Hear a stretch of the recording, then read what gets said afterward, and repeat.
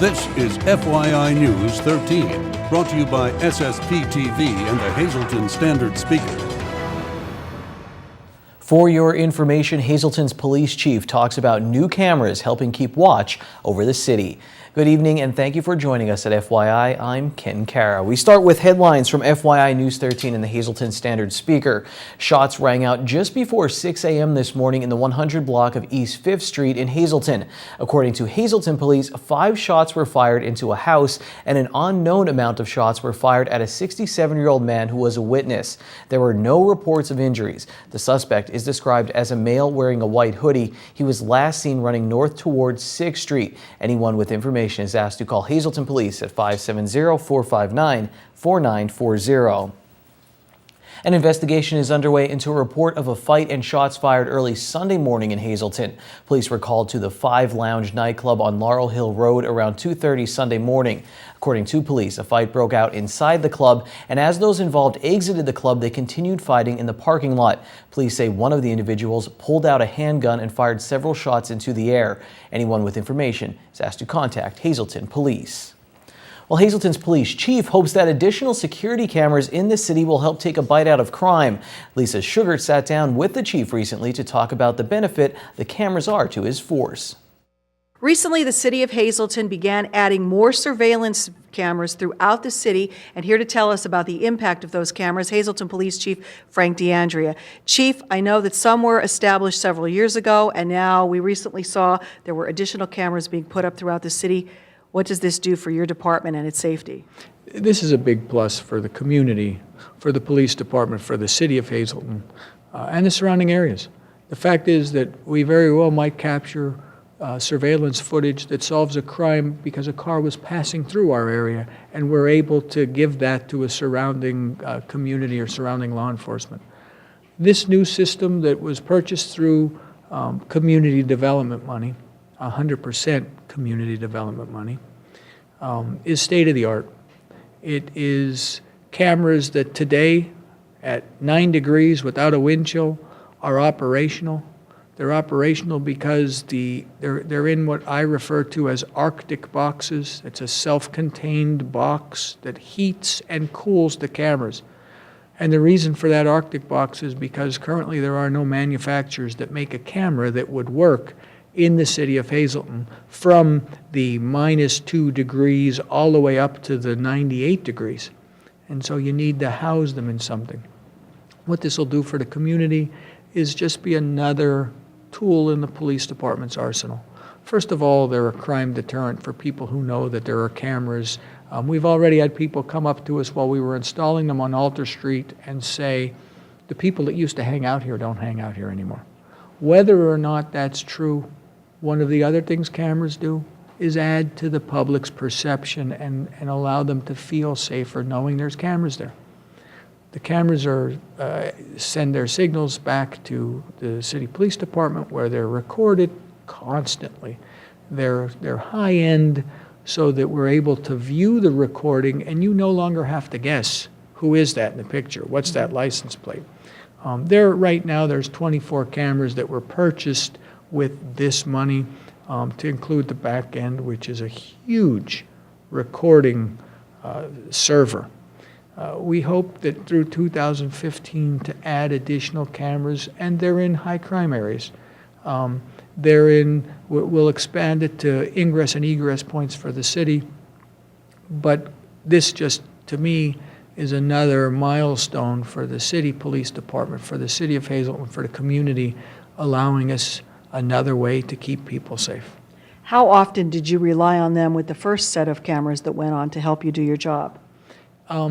The fact is with any set of cameras, whether it be the first cameras, these cameras, or home video from people who have their own surveillance system, every time there is a crime committed in the city of Hazleton, one of the first things my police department does is canvass the neighborhood to see who might have captured it on film. A local business who was a half a block down the street. So video footage of crimes unfolding is always huge for law enforcement. to be able to add 24 additional cameras to our arsenal is huge, and this will just continue to grow through the year. Thank you, Lisa, for that interview. Switching gears tonight, his name was synonymous with New York City radio and TV. Joe Franklin, a fixture on late night radio and TV, died unexpectedly Saturday night. He was 88 years old. This is video of his appearance on the Sam Lassant Show in 2005, which was taped at the Pocono Music Festival. SSPTV will rebroadcast that special interview with Joe Franklin tomorrow night at 7:30 p.m. and 9:30 p.m. on SSPTV. Friday's Liam List benefit concert was a huge success. The 13-year-old singer-songwriter from New York City took to the stage at West Hazelton Elementary Middle School to benefit 10-month-old Aubrielle Marcy-Cano of Cunningham, who contracted a rare form of meningitis. The total amount raised to benefit little Aubrielle was $4,784. SSPTV and the Standard Speaker were proud to be media partners for the event. A huge thank you to everyone who made this special performance a complete success. And speaking of the Standard Speaker, tomorrow's edition, make sure you pick it up. It's always filled with news about the Hazelton and surrounding areas, plus sports and more. So get your copy of the Hazelton Standard Speaker. Go to standardspeaker.com. Later on FYI, we have the Sportscast featuring Ron Marchetti and trivia treats. And after this break, we'll start getting you ready for the Miss Greater Hazelton 2015 Scholarship.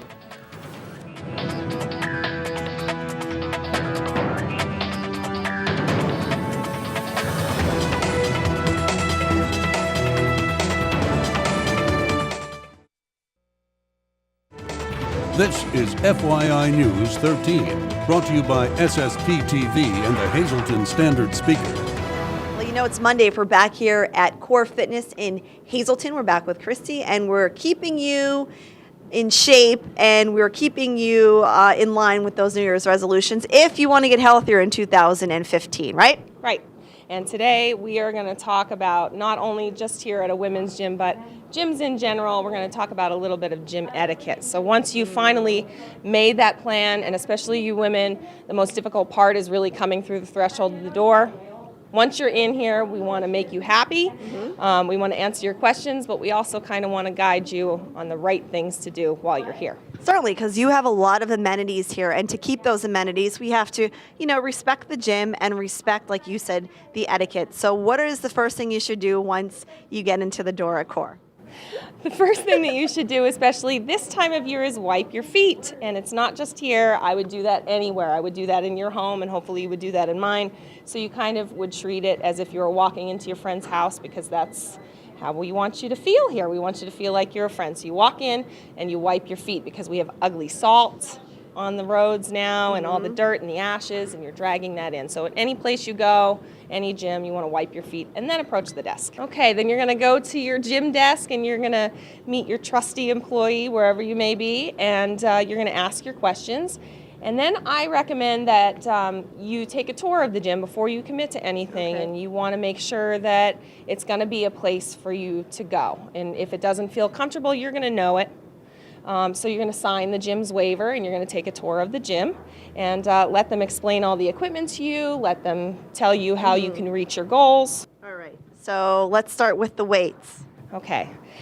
This is a hard time of year again, because it is winter, the doors are closed, the windows are closed, everything's locked in here, the flu's going around, okay? So you're gonna, when you're done with your hand weights, and you're done with your free weights, and you're done with your equipment, you're gonna take, every gym should have an antiseptic spray and some paper towels to wipe your equipment down for the next user, whether that be cardio equipment or whether that be hand weights or anything like that. You wanna wipe it down. Okay. And You also want to put the weights away. Okay. You want to put it away where you found it. It's kind of like your mom on your back. Put your shoes away, put them in the closet, hang up your coat, do the same thing. You really want to treat it like it's your home. You wouldn't leave it a mess, so don't leave it a mess for the next person, because that next person might be looking for the tricep rope for the cable crossover, and you didn't put it back, and they don't know where it is. Now, all of your other equipment for cardio have these nice televisions, and we want to make sure that we use some etiquette when we're using the TVs. We do. We're lucky enough here that every one of the top-of-the-line cardio equipment that we have has its own television, and also has its own cord for your headphones, and that's for you, and that's also for your neighbor, because your neighbor might not want to watch Jerry Springer like you want to watch Jerry Springer. And so you plug your headphones into I love how you picked Jerry Springer. Sorry, that threw me off. The most, lewd thing that you could watch. So maybe you want to watch that, and your neighbor doesn't, who's on the elliptical next to you. So plug your headphones in. When we talk about etiquette, quickly, I know for me, like the little things that you guys do here are awesome for women, including in the diva room that we have. You have like a whole supply of toiletries, and all of the bathrooms, which are immaculate. They have shampoo and conditioner, which is really a nice feature that you don't have to lug that all yourself. So just, use that, and, if something runs out, either replace it or tell you. Tell us. That's what we're here for. That's what our desk girls are here for. We offer bath towels, we offer shampoo, conditioner, hair dryers. If something's not working or something needs to be refilled, let your attendant know. All right. So next week, we are going to talk about what?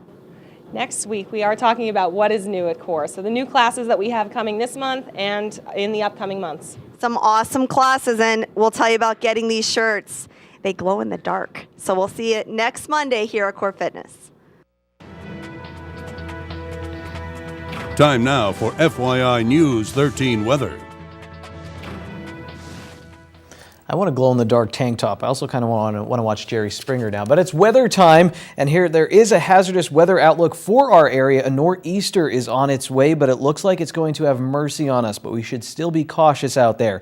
Here's our forecast from the National Weather Service. Tonight we can expect an inch or two of snow with some increasing winds. Our low will be 16 degrees. On the extended forecast Tuesday, snow will fall mainly before 11 a.m. and there's a possibility for another 1 to 3 inches. The high will be 20 degrees. On Tuesday night, mostly cloudy. It gets very cold, low of 10. The wind chill, it'll feel like -6 out there. On Wednesday, the sun comes back. We'll have a high near 24. Partly cloudy Wednesday night with a low of 6. Thursday, a chance of snow after 1 p.m. 50% chance, high of 28. Thursday night, another 50% chance of snow. The high or the low will be 20. Friday will be mostly cloudy with a high near 27. Friday night, mostly cloudy. The low is around 5 degrees. Our weather forecast is brought to you by the Pines Eatery and Spirits in downtown Hazleton, located in the Markle Building. One of their specials this week is a Southwestern flatbread with seasoned chicken, cheddar cheese, banana peppers, and spicy barbecue dressing. One of my friends on Facebook posted a pic of the Southwestern flatbread, and wow, I can't wait until you can share food on Facebook. By the way, like the Pines Eatery and Spirits on Facebook for specials and more. We have opportunities for young women throughout Greater Hazleton and surrounding areas to actually win scholarship money for college, okay? It's through the Miss Greater Hazleton Scholarship Program. It's the second annual coming up this year, and we're with Sherry Homenko, and she is in charge of this event that is taking place this year. So thanks for joining us. Thank you. So tell us what the Miss Greater Hazleton Scholarship Program is all about, first of all. The Miss Greater Hazleton Scholarship Program is an affiliate of the Miss America organization and Miss America's Outstanding Teen, where we offer scholarship opportunities for young women ages 12 to 24. Now, our second annual event is occurring Saturday, March 7th at Hazleton Area High School, and we are still looking for contestants. The teen contestants' ages are 12 to 17, junior in high school. The Miss contestants are 17, seniors in high school to age 24. And we actually have our Princess Camp as well. Okay, this is not a pageant, and that's why we want to stress it's a scholarship program. This is based on several categories. So tell us about the categories that they will be judged on. Well, the most important category is interview, and part of the interview is based off of a platform. And your platform is community service based. Some of our title holders this year, their platforms were autism awareness, foster care, theater and youth, and also smoking cessation with tobacco. Okay, so if anyone is out there and you're interested in getting part of the program, who can they contact? They could contact Janine or myself or any of our board members. Our website is missgreaterhazelton.weebly.com, or you could see us on Facebook. I'd also like to give recognition to our board members. You, of course, Janine, myself, Katie Moore, Joelle Whitner, Reese Bethel, Leanne Falabelle, Sam Finikia, Tamara Herzberger, Tara Toohill, Lori O'Gurkis, and Bob Mahalik. Wow, she did good, because we always forget one, but she fit them all in there. Okay, so if you're interested, again, we are looking to help you with scholarship funding. It's a fun event. We had a great turnout last year, and we're hoping for an even bigger turnout this year, right? Absolutely. Anything else you want to add? Come support us Saturday, March 7th at Hazleton Area High School. Next week, we have more information to talk about with you on FYI concerning the Miss Greater Hazleton Scholarship Program.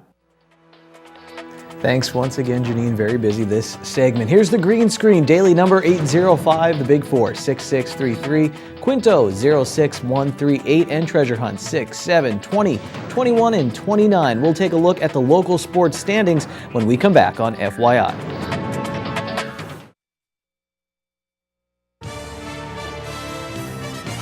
This is FYI News 13 Sports.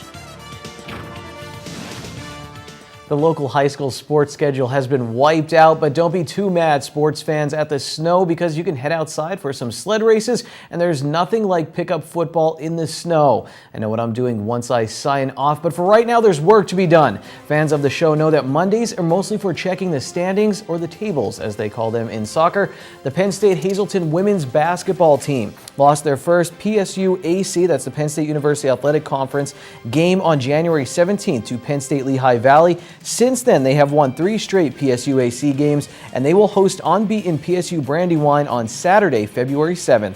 The men at Penn State Hazleton are 4-6 in the conference and 6-9 overall. The Big HA continues to lead the way in Division I of Wyoming Valley Conference in boys basketball. They are scheduled to play Wyoming Valley West on Tuesday, and on Friday, Crestwood comes to town, and I'm willing to bet 2 Farmers iced teas that lots of people are very excited about that. In girls basketball, the Hazleton area girls are in second in the Wyoming Valley Conference. Their game against Wyoming Valley West, set for tonight, has been moved to Tuesday, and we'll see that will be rescheduled then, and then they will play Crestwood on Thursday. Division I, Wyoming Valley Conference Wrestling now. The Big HA is stuck in a logjam at the top of the standings. They have a meet with Crestwood on Wednesday. The mighty Golden Bears of Monoy area, they are not hibernating this winter. They are on top of Schuylkill League Division III basketball standings. The 4-6-2 basketball crew, they sit 2 games behind their rivals. In Division I, Tamaqua is keeping the pressure on Pottsville. The Blue Raiders and the Crimson Tide are scheduled to meet tomorrow. Now to the Division I girls basketball standings. North Schuylkill beat Pottsville 40-35 over the weekend, and they are sitting pretty. Marion and Shenandoah Valley are neck and neck in Division III in girls basketball. North Schuylkill is 2-1 in the conference in wrestling. They travel to Tri-Valley on Wednesday. Monoy area also 2-1 in the league. They are at Williams Valley on Wednesday. There was a basketball game played on Sunday. MMI, they topped Wyoming Seminary. Corey Rogers poured in 14 points for the Preppers. Finally, the Penguins are on a 3-game winning streak. They won a pair against Norfolk over the weekend. And guess what? The weather outside is frightful, but Ron Marchetti is always delightful. Grab a cup of hot cocoa and focus, because here comes Trivia Treats.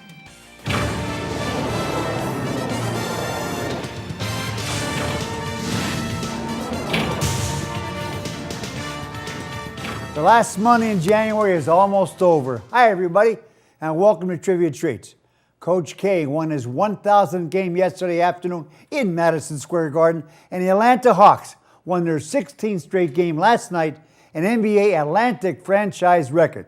With that being said, exactly 50 years ago in 1965, proving that even superstars can have an off day or night, Boston Celtics center Bill Russell missed all 14 of his field goal attempts during a 104-100 loss to the Philadelphia 76ers on a neutral court in Syracuse, New York.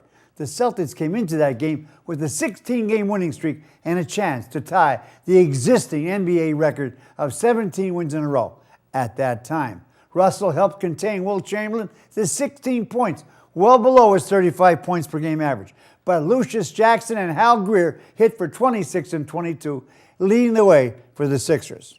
Well, since this is the beginning of Super Bowl week, let's talk about 2 previous ones. Exactly 20 years ago in 1995 at Joe Robbie Stadium in Miami, Steve Young threw for a playoff tying record 6 touchdown passes to lead the 49ers to a 49-26 pacing of the San Diego Chargers in the Super Bowl. 3 of his TD tosses were to wide receiver Jerry Rice, 2 to running back Ricky Waters, and another to running back William Floyd. Waters also ran for a touchdown. With that victory, the 49ers became the first franchise to win 5 Super Bowls. I have to mention this one too, since the Redskins have not been there for 24 years. But 32 years ago, in 1983, running back John Riggins led the Washington Redskins to a 27-17 triumph over the Miami Dolphins in the Super Bowl at the Rose Bowl in Pasadena, California. The Dolphins held a 17-10 halftime lead with the help of a 76-yard pass from David Woodley to wideout Jimmy Cefalo and Fulton Walker's 98-yard kickoff return. A Washington field goal in the third quarter cut the margin to 4 points. Then later, on a 3rd and 1, with 10 minutes remaining in the game, Riggins knifed through the Miami defense for a 43-yard touchdown run. Washington had an insurance touchdown on a 6-yard pass from Joe Theismann to wide receiver Charlie Brown. Being a devout Redskin fan, I was excited about the victory. It eased the pain of some boondock stealing my dressed-up lamppost in my front lawn. One Redskin helmet, one jersey, and one Redskin poncho. Stolen sometime during the first half.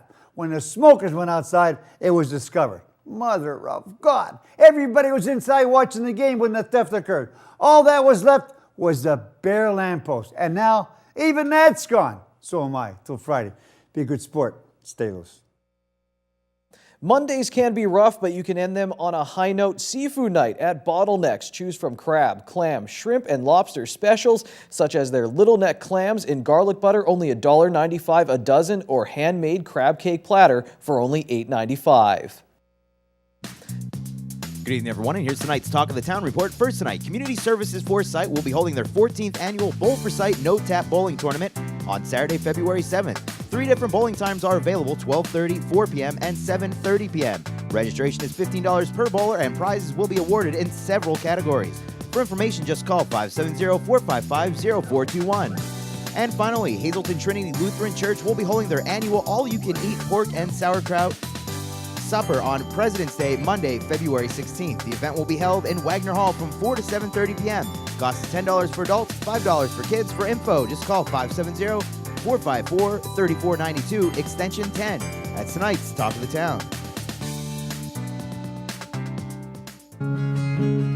News 13 would like to send sincere condolences to the family and friends of these recently departed. Mary Senek Doherty, formerly of Freeland, the McHugh Wilczek Funeral Home will announce complete arrangements. Walter A. Woods of Weatherly, funeral is Tuesday at 11 a.m. from the Philip J. Jeffries Funeral Home. Friends may call from 9:30 to 11 a.m. And Wilbur Walp, formerly of Drums. Arrangements will be announced by the Harmon Funeral Home.